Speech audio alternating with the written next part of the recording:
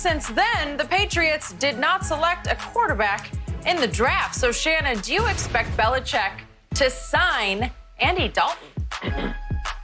I don't know about signing, Skip, but I do expect the representative, Coach Belichick, to reach out to Andy Dalton's representative. I expect they'll kick the tires, and this is why you don't make a move, Skip. You and I both know, okay, if they select a quarterback with the first overall pick, Andy Dalton has $17 million this year. What's the likelihood that he's going to be on that roster with you're going to almost have to guarantee Joe Burrow $40 million? Well, it's not very likely. That's why you don't panic. The same reason no one traded for Cam Newton. I know you got to release him. You just signed Teddy Bridgewater for 3 years, $62 million. So why would I give you a draft pick for something I know you're going to discard?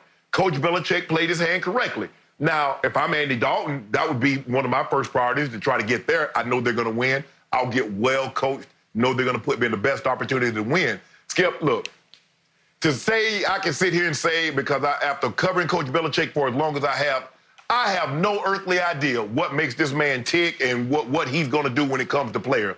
Because a player that I think might fit perfectly, he wants nothing to do with it. And a player that I don't think he wants nothing to do with, he embraces with open arms. So, Skip, do I believe that Coach Belichick will look into this? I absolutely do. But I can't give you, with any kind of degree of certainty, says, oh, yeah, Andy Dalton is going to be. I think Andy Dalton is better than anything they have on their team currently.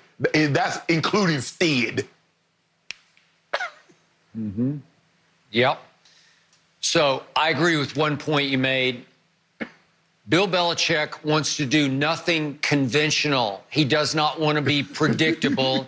He doesn't want to go with the flow and do what everybody expects every other coach to do, which would be, oh, correct. You just released Andy Dalton, we'll take him.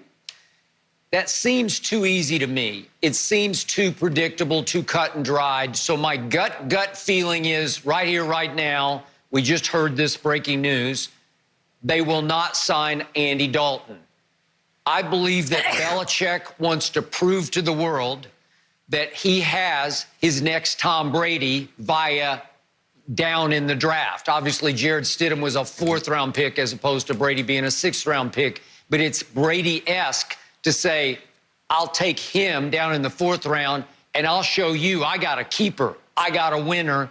I got a future Pro Bowler here. Now, back to Andy Dalton. You know, he's a pretty good quarterback. There are those who argue with me. He's a very good quarterback who got stuck on a bad team for the most part, in a bad situation where an owner doesn't want to spend money and it's a mom and pop owner, even though it's from the lineage of the Brown family, the great Paul Brown. So the point is that, yeah, Andy Dalton has not been in the best circumstance, and he's played very well. He has made a Pro Bowl. He has made the playoffs. And he's made me on occasion sit back and say, man, that's pretty good. He is Brady-esque in that he plays a lot like Tom Brady, except he's a poor man's, maybe a destitute man's Tom Brady. Yeah. But he is Brady-esque in the way he approaches the game. And remember, he's a great fit for New England because he's a good guy, Andy Dalton. He's a great teammate. He won't make waves. He's very coachable. He's everything that you would want scheme-wise, fit-wise, culture-wise to fit in New England. I get all that. It would seem like just the perfect segue to go in even on the short term and be even a stopgap to get to whatever Trevor Lawrence you want to bring in to hit the jackpot with and get back to the Super Bowl. So I see all that, but it feels too right. It's too right for Belichick to say, yeah, I'll take Andy Dalton. And I kept saying, does he have that one ace up his sleeve that we don't know? Well, this could be the ace where he just said, to your point, I'll play it out. I'll play it cool. I won't take a quarterback. I'll sit right there and I'll pass on Jordan Love. Then I'll sit right there in the second round and I'll pass on Jalen Hurts. And I'll pass 3 times on Jacob Eason in the 3rd round. And I'm good. because I'm waiting for them to cut Andy Dalton. And predictably, they did cut Andy Dalton because they have Joe Burrow and they're going onward and upward. God bless them.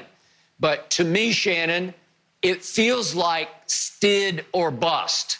It feels like, and I'll give you this, Jarrett Stidham is more talented than Andy Dalton. He's a better athlete than Andy. He has a little bigger arm than Andy. He has a little more sort of big play flair to him. He has, if I can use that pre-draft term, he has a little higher ceiling, if he could ever hit it, than Andy ever has. Andy hit his ceiling quickly in the NFL. Whatever he had to give you, he gave it to you like that. And under fire, he gives you all he's got, and it's pretty good. But I think Belichick would say, I got a chance to hit the lottery with Stidham more than I would with Andy Dalton. Andy Dalton's just play it safe, try to get through the night, try to get to Trevor Siemian or whoever it might be. Or not Trevor Siemian, Trevor Lawrence coming up. Maybe Trevor Siemian, who knows. But so the point is, I'm gonna guess a big no on this. Big no on Andy Dalton to Belichick. Skip, is there anybody more perfect for Boston and Foxborough and New England than Andy Dalton? The red rifle? No. The red hair? He'd be perfect. I mean, you can't, Skip, you can't even get more perfect than this. I think that, and plus, Skip, you have to realize Andy Dalton was playing really, he was playing really well until A.J. Green. Because if you think about it now, Andy Dalton has been in a tough division. He had to deal with the Steelers and the Ravens. And we know what they represent. And Flacco was okay, but they've always had suffocating defenses. Now they have Lamar Jackson. So it wasn't very easy for him to win that division, in that division with the Ravens and the Steelers. Because normally, one of those teams were going to win that division. With that being said, Skip, and the absence of A.J. Green, because A.J.'s been nicked the last couple of years, a lot. It's hard to go win without your number one receiver. Now, we know Brady really haven't really had a true number one, so to speak. He had Randy Moss and basically slot receivers, Wes Welker, Amendola, and Julian Edelman. Okay, we get that, Skip. And so to try to say, well, Brady never had that, but Brady's Brady. Brady is different in that matter. Everybody can't work unless you give them great workers around them. Brady seemed to be, was able to do a lot more with less. But Skip, this is where you and I are going to differ. Coach Belichick does not need to win with Stidham. He needs to win a Super Bowl with any quarterback not named Brady. As long as he does that, he feels validated, just like Coach Belichick says, Tom Brady says, I just need to win a Super Bowl with a coach not named Belichick, and I'm made. That's how they're looking at Skip. Yeah, I'm sure. Have a guy on the roster and just go from there. But Coach Belichick just needs to be on that podium, win with the Super Bowl trophy, and that quarterback isn't Tom Brady. And then people will look at him like, see, I told you it was him. Tom Brady standing up there, if he's next to Bruce Arians, man, that might be the only time, Skip Bayless, Tom Brady really let that hair down and tell you, no, it's not going to happen then. It's going to happen that Monday or Tuesday in the sit down with Jim Gray. That's when he's going to sit back and start to glow, and you're going to see Tom Brady in a light that you've never seen him before. Okay, you're right. But, hey, what if Bill Belichick could win a Super Bowl with Jarrett Stidham? Would not that be the ultimate touche to Tom Brady? Right? That's it. Yeah, that's the essence. Skip, what if he won one with Andy Dalton? Man, Andy Dalton, but you know, Skip, how you win anything with somebody from the Bengals? I mean, how you do anything, Skip? Come on. You mean to tell me he took Andy Dalton? Everybody been saying Andy Dalton was terrible. Oh, he couldn't even he couldn't even win a playoff game. All the home playoff games he had, he couldn't win one. He's terrible. And Coach Belichick said, watch me. Skip, you know Coach Belichick is the ultimate watch me coach. Watch me.